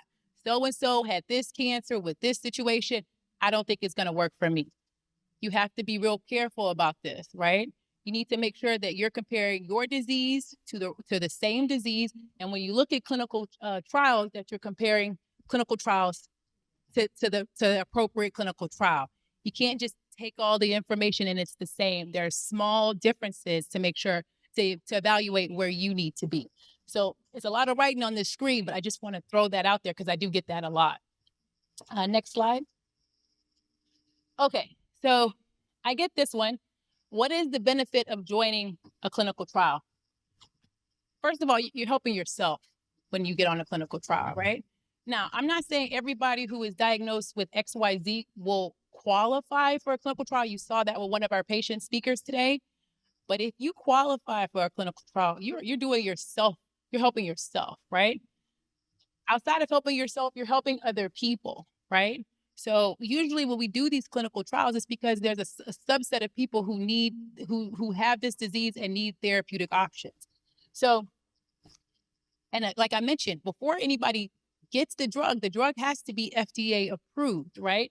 So, for example, the patient that spoke earlier, she wasn't qualified for the first trial, but the second trial she qualified for.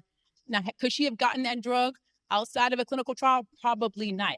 Probably not. So what I'm saying is, like I mentioned, you're doing yourself a favor by inquiring or enrolling on a clinical trial.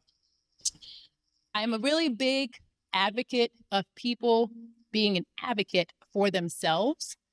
If you don't care about you, you can't expect nobody else to care about you.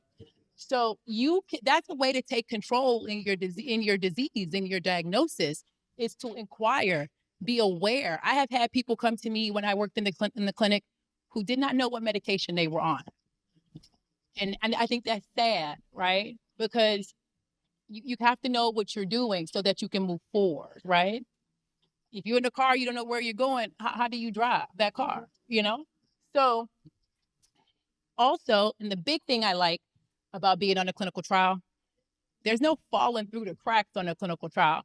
If Amgen puts you on a clinical trial, we want to know where our patient is.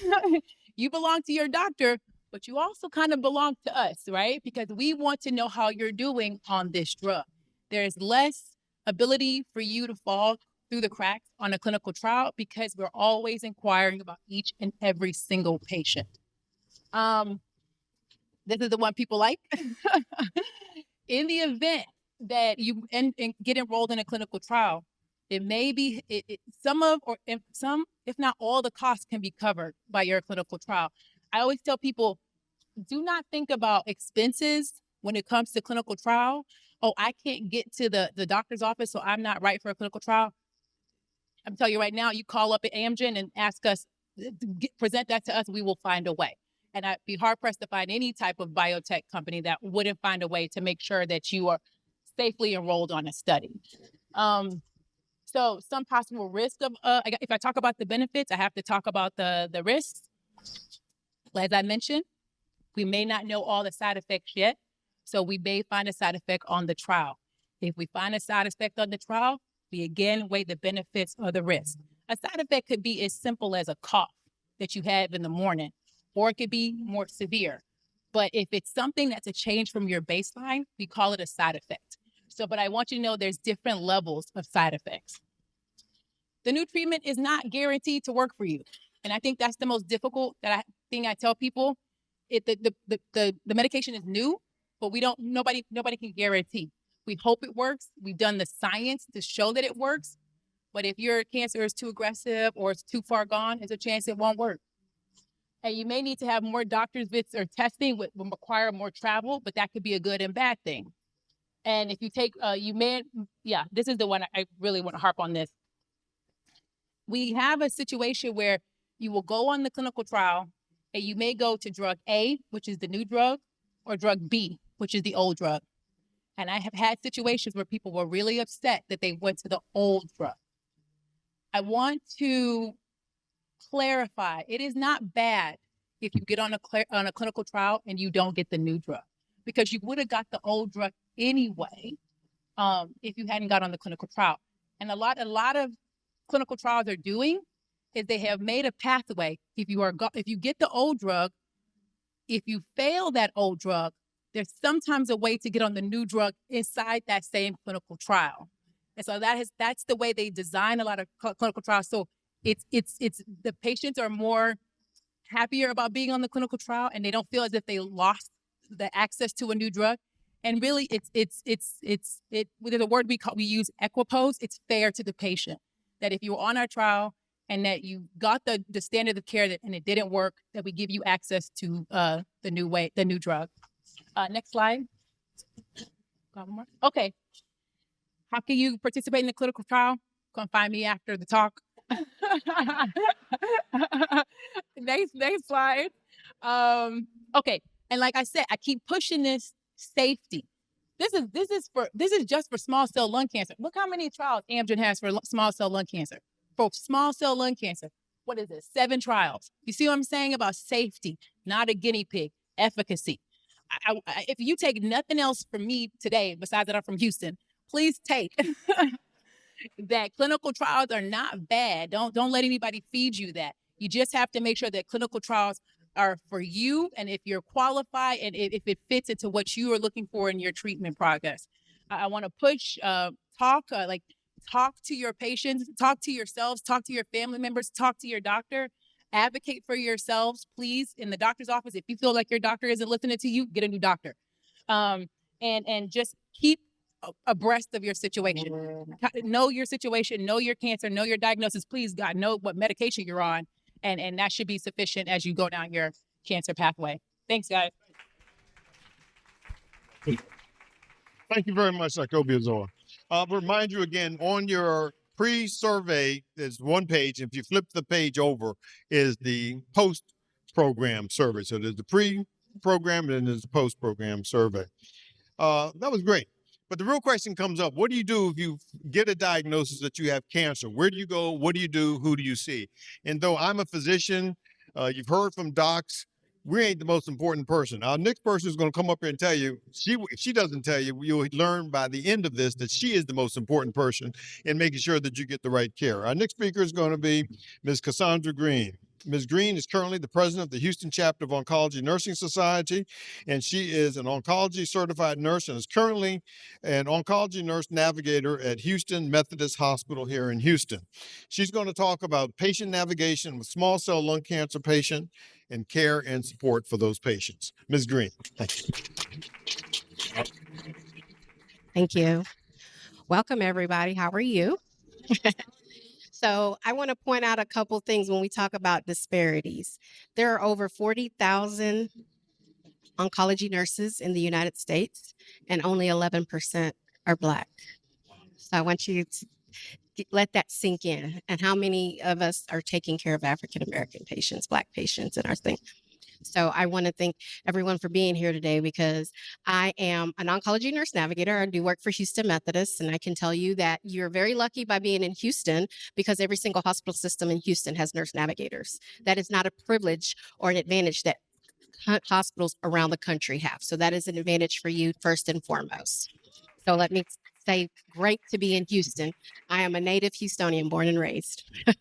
So I want to say that my job is the nurse navigator. And what is a nurse navigator? A nurse navigator is a specialized oncology nurse that specializes in individualizing care for the patient, their families, and their caregivers. So I do a few things as a nurse navigator. You heard the 2 ladies up here, and you heard one of the ladies, Lalisha, say that she had a suspicious lung nodule, and they kind of ignored it.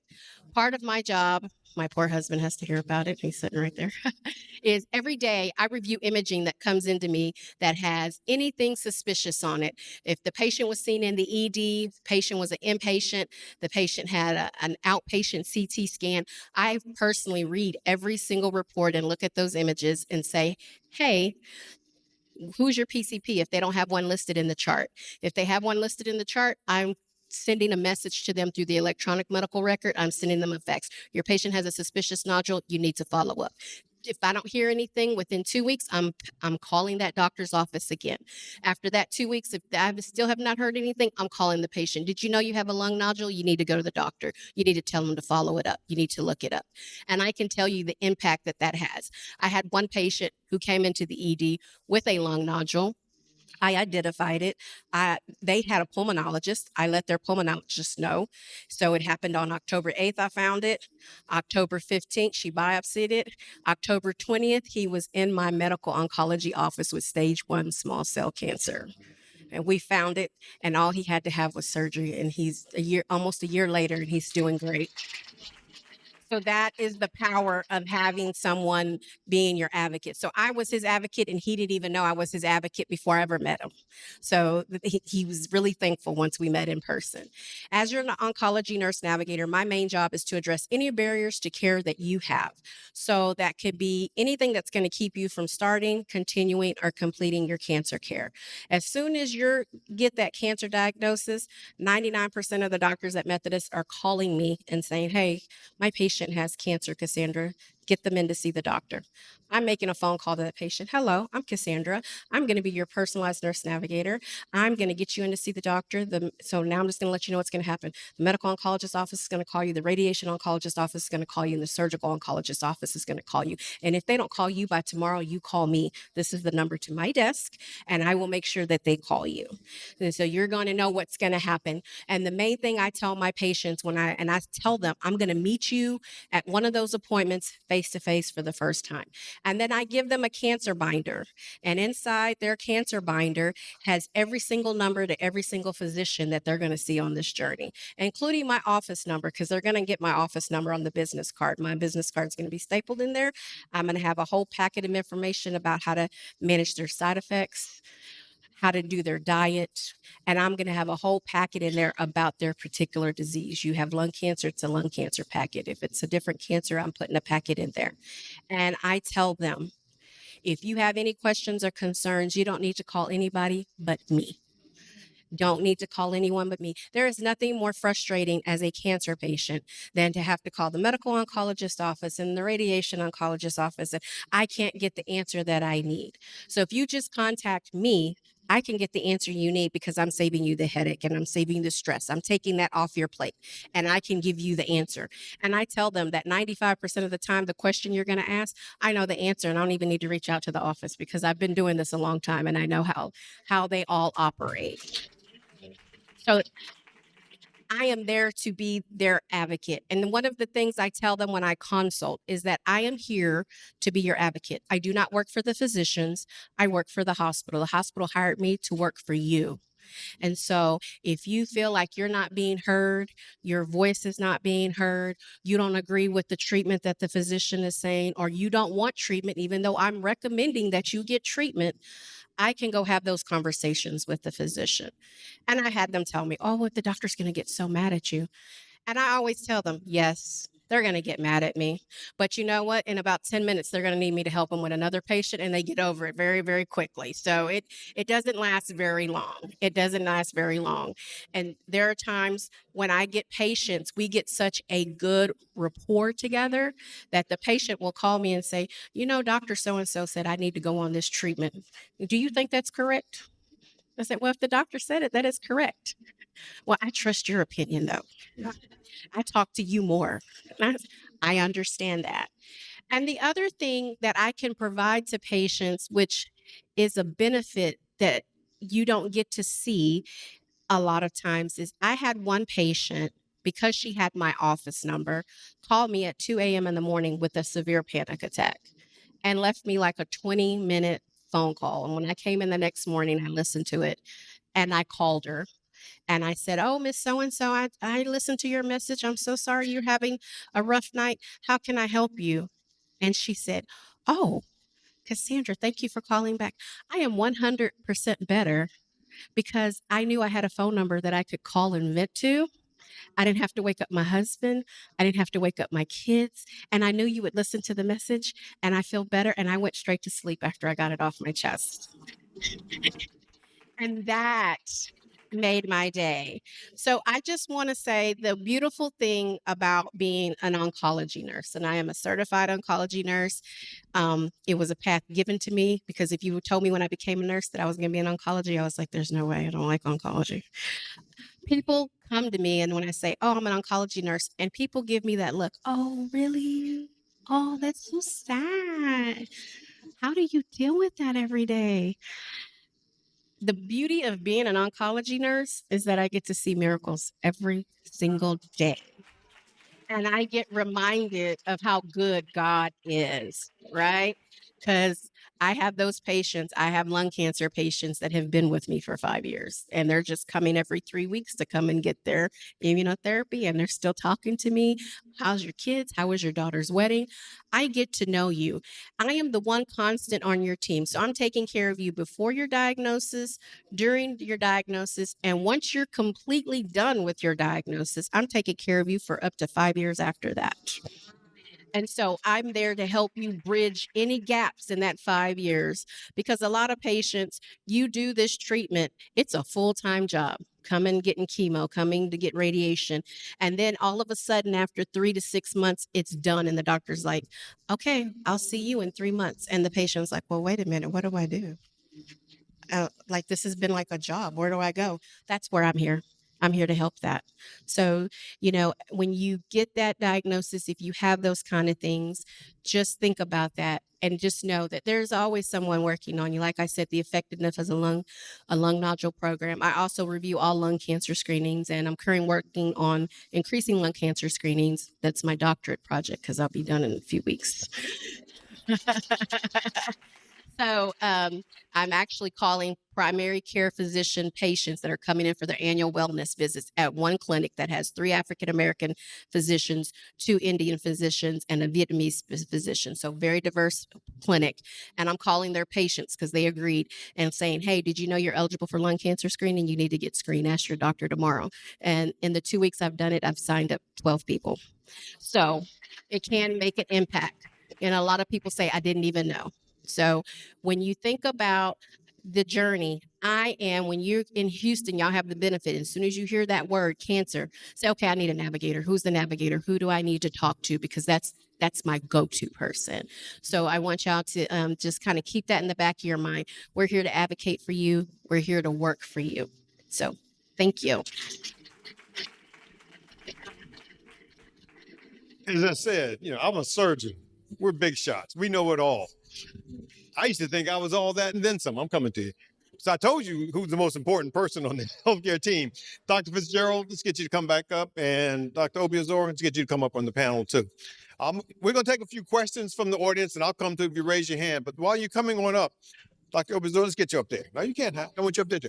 Dr. Fitzgerald, you were talking about some of the causes. You mentioned about smoking, black and milds, and a few other things. Would you kind of get into environmental factors that may be associated with development of lung cancer, particularly combined with some of the other things that you mentioned? Air pollution. Yeah. Biggest things in environment. Would you switch with Any sort of exposures, things like benzene, any sort of chemical. People who live down the ship channel, is that what it's called? Where y'all keep getting those explosions? Refineries. Huge risk because there's a lot of what we call VOCs that are elicited from this. And the amount of VOCs, there's VOCs volatile all inside the environment. But when you have a big explosion and you're in that space for an extended amount of time, a lot of people have an acute lung injury. And then that lung injury impacts the lung, can cause some cellular changes down the line. And especially even if you just live near one of these refineries, it may be small leaks, and that will accumulate over time. Everyone's house should be tested for radon. That's huge. Where should you go? I had 2 patients when I had my pulmonary clinic come in. They were young. They were 40, but they grew up with their grandparents, and they still live in their grandparents' home. The grandparents' exposure radon level when was tested was 4 times greater than what was recommended. They ended up having an aggressive form of cancer. They died before they were 42. So it is very important. Yeah, so those are the big things I want to say. Chemical plants and radon. That's pretty good. So when you mentioned a little bit about diagnosing, and so I want to ask you, Ms. Green, and then also Dr. Obiazor. So if a person gets a diagnosis of cancer, and you said contact the nurse navigator, what is the typical time frame we should see? And suppose I'm not happy with the person who's taking care of me. How easy is it for us to say, I want to go see somebody else? Okay. If Dr. Fitzgerald's not, she's out of town and all that, and I don't like this person, send me to the scrub or something like that. So usually, we have a 3-day rule at my healthcare system. So as soon as the patient is told that and they call me, I need to get them in within 3 days. Usually my medical oncologist can see them the next day or the day after. You mean from the time that a diagnostic study is done, or from the time that the diagnosis? They have a definitive diagnosis at that point because the medical oncologist want to have the biopsy done before they see the medical oncologist. So they want a definitive diagnosis. So as soon as that diagnosis is done, usually I have a pulmonologist. She loves to call me on my personal cell phone and say, hey, Cassandra, I just told the patient they have cancer. Matter of fact, say hello, you're on speakerphone. They're in my office right now. And then we're going from there and I'm getting them in the next day, the day after. If someone calls me and says, hey, I've been seen by this doctor, I really don't really like them, I want to come in. Everybody is entitled to a second opinion. Absolutely. Insurance will pay for a second opinion. You can, if you feel like the person you saw is not listening to you and not going in the direction you think you should go, say thank you, and you can go get a second opinion with another physician. There's the process is that you just want a second opinion and you can pick out that doctor. You could say, I want a second opinion. Do you recommend someone else? And I can give you a list of other physicians, either in my area or in our main area that you can go and see to get that second opinion. I want to ask you that. Okay, Dr. Obiazor, to answer something for us though. I don't want to get chemotherapy because I'm sorry. I don't want chemotherapy because my hair is going to fall out. I'm going to get sicker than what I am with the disease. So what is different about some of the newer therapies that are coming out right now? So I'm going to take it back to the shotgun and fly swatter. So you could think of chemotherapy for the most part as the shotgun. And a lot of the newer therapies are what we call targeted therapies. And basically the therapy will focus on the exact mutation that is causing or driving your cancer. So like Dr. Fitzgerald mentioned, it's a genetic problem. So there's a mutation and we will attack specifically that mutation and kill, and that mutation when addressed by our drug, will kill only the cells that are carrying that mutation, and the rest of your cells will be left alone. So there are possibilities for some cancers to get a more specific or precise drug for that type of cancer. 30 years of TV, I never had to. So what is what you wanted to add to that? Oh no, I wanted to echo what Ms. Cassandra just said. If you have a process, even if you don't have cancer or even if you have condition, and you do not feel like you're getting the treatment you need from your physician, get another one. Because this is your health. That is your primary way that you're going to have access to your health care, and you're going to have a long-time relationship with this.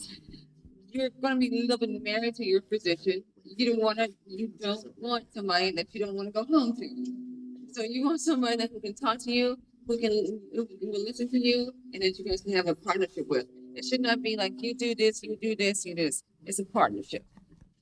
And I'm going to add one thing with regard to the time frame. I've heard stories where I was diagnosed October 1st and I didn't see a doctor or get a start treatment until January. No, I tell people you got about 2 weeks, because what did I tell you about the actual cancer cell? It is growing out of control. That is what cancer is. So you want to move as quickly as possible. Love the 3-day rule, love it, but you need to make sure that you are seeing someone, talking to someone, starting treatment within, I would say, no more than 3 weeks. You should have a plan. And I think that's a very important point that you made, because too often we are very passive when it comes to the healthcare system. We accept what is given to us, and we have to take hold and say, no, we are responsible for what's going on. And I can tell you right now, and yes, cancers tend to generally grow very slowly, most do, but non-small cell lung cancer, very fast. If you don't like what you're getting, demand better treatment. We have a question right here. Go ahead. Okay, before the question, I just want to say one thing. I really appreciate this session today, the information you're sharing, the data and all of that, and seeing the actual nurse navigator here. My question is, how do you determine, I heard a lot about the clinical trials, how do you determine who's eligible and who's not? So it is a process of inclusion and exclusion criteria. You can either I tell people, go to something called nccn.com, and every single clinical trial is registered on that website, nccn.com. You could go in the search bar and put in lung cancer, and it will show you every single study in lung cancer. That you can filter it, what's in Texas, what type of cancer, et cetera, et cetera. And for the most part, on that same website, they will list the main inclusion and exclusion criteria. And like I said before, not every clinical trial is for you because it's covering your disease. You'll want to look at that inclusion and exclusion criteria, and it will determine if that trial is for you. Okay, we have a question over here.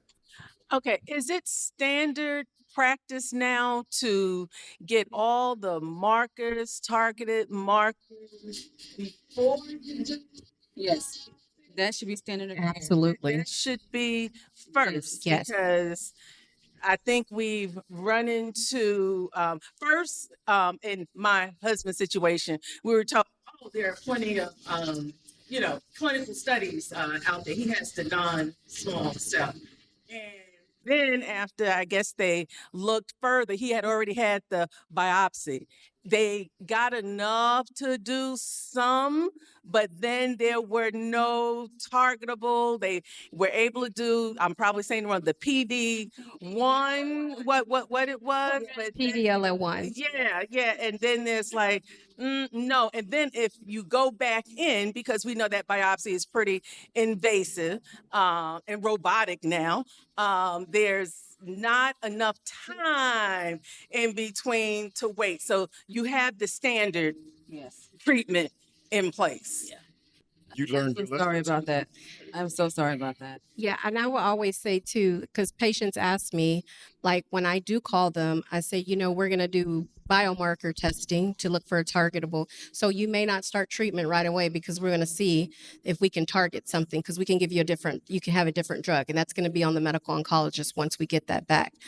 And a lot of times with cancers, and I'm sure Dr. Fitzgerald can speak on this, especially with lung cancers, tissue is very precious and it's hard to get. And whenever we suspect cancer, tissue is always the issue. You never get enough of it because once it's gone, because it's been gone to the lab and the pathologist has done stuff, it's gone. And we can try to get some more and may not be successful. And like you said, it's an invasive procedure. So it's kind of a catch-22 sometimes. We have one.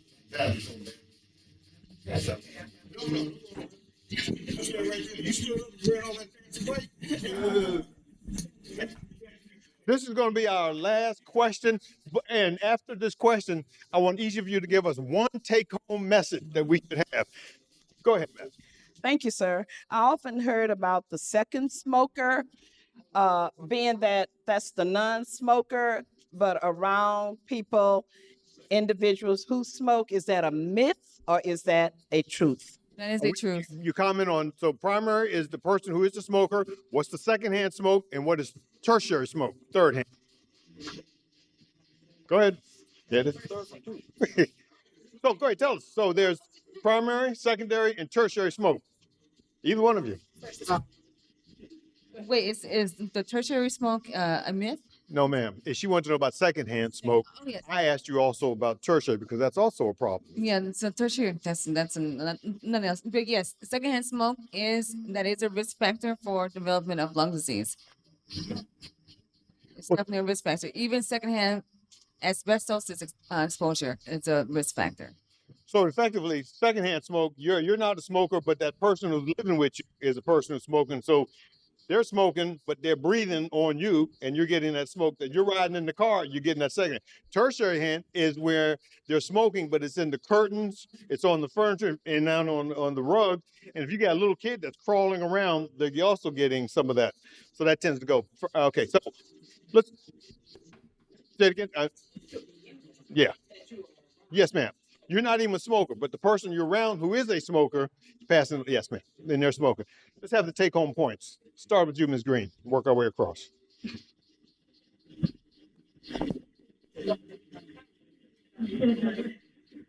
I was focused on the question. I'm so sorry.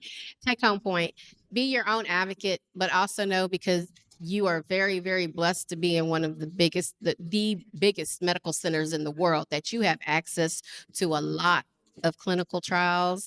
You have access to a lot of physicians, and we have worked very hard. As you have noticed, our major healthcare systems in the Houston area have gone out and built huge hospitals in our communities to try to give care closer to home, where you're not having to pay for parking, because I hear about that a lot. You know, going to the med center, you got to pay for parking. It could bankrupt you alone, parking. So just be your advocate, and know because you are so blessed, you have access to so many options in Houston, whether it's my healthcare system or another one. You're all great. Also, I will say, Dr. Obazor mentioned NCCN, looking for clinical trials. If you look, it's free to join. If you go up to NCCN, it tells you all the what we call the gold standards of care for every single cancer. Every single doctor who's an oncologist knows about the NCCN guidelines. They have them memorized. See, they know about the NCCN guidelines to treat cancer. So if you're wondering, if you saw a doctor and you're wondering if that's the standard treatment, go on to the NCCN website and you can look it up. You can print it out and take it to the office. Absolutely. I would do it. I do it by myself. Yes. My medical oncologists bring it in when they go talk to the patient, so they could show the patient that, hey, these are the standard, what we're going to do. And if they're deviating, please tell me. Yes. Yeah, it is. I think that's the latest edition, NCCN. Oh. You don't get off the hook like that. No, everybody has to make comment. Go ahead. Each one. One take home point. So my take home number one is to get screened. Know your risk factors. Standard 50 to 80 years old, smoking history, current or prior smoking history, 20-pack years or greater than 20 years duration, or now the early people who smoke marijuana, people who smoke cigars, screen those two. Number two main types of lung cancer. One's really aggressive, other is not as aggressive. Both need to be diagnosed early, hence the screening. The treatment for the less aggressive, meaning the non-small cell cancer, involves surgery, chemotherapy, radiation, and some of these newer drugs. The treatment for small cell cancer is basically radiation and chemo. And now there is an indication for some of these novel new targeted therapies.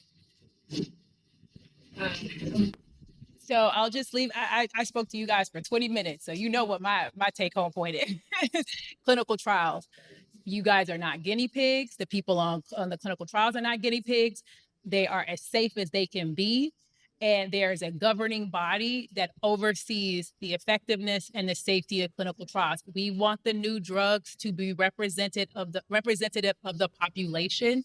So if you qualify for a clinical trial and it's your doctor advises you to get on a clinical trial, it is in your best interest to be on a clinical trial.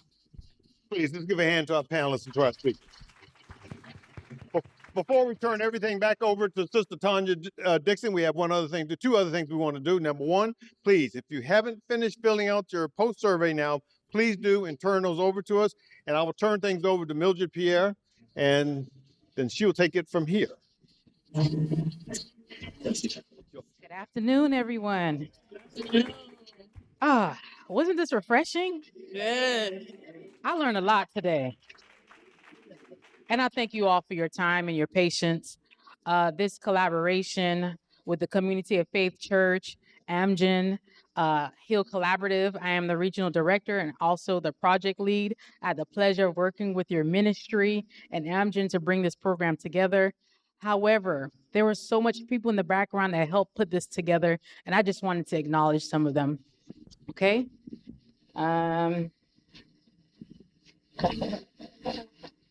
Bishop James Dixon, this is in recognition of your dedication, support, and partnership in advancing lung cancer awareness and education in Houston on this day, September 8th. Will Little Press, So I'm just gonna go by name, and then you guys can come up and pick up your certificate of appreciation. Yes, I appreciate that. Okay, we have Tanya Bozeman. We have Dr. Carlos Heath. We have Crystal Jackson. Glenisha Johnson. Avery Hunter. Linda Brown. Linda Michelle Burrell. Athena Charles.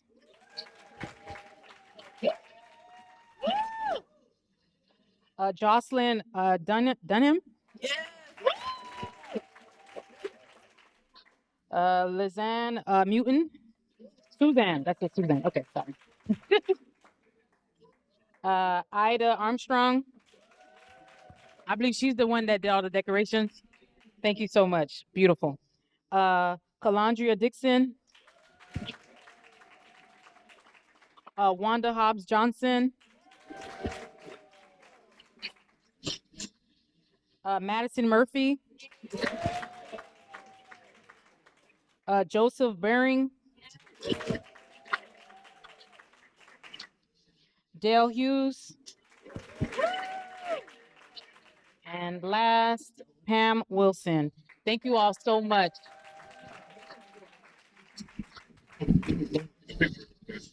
I think that's it. I'm going to go ahead and pass it to Tanya.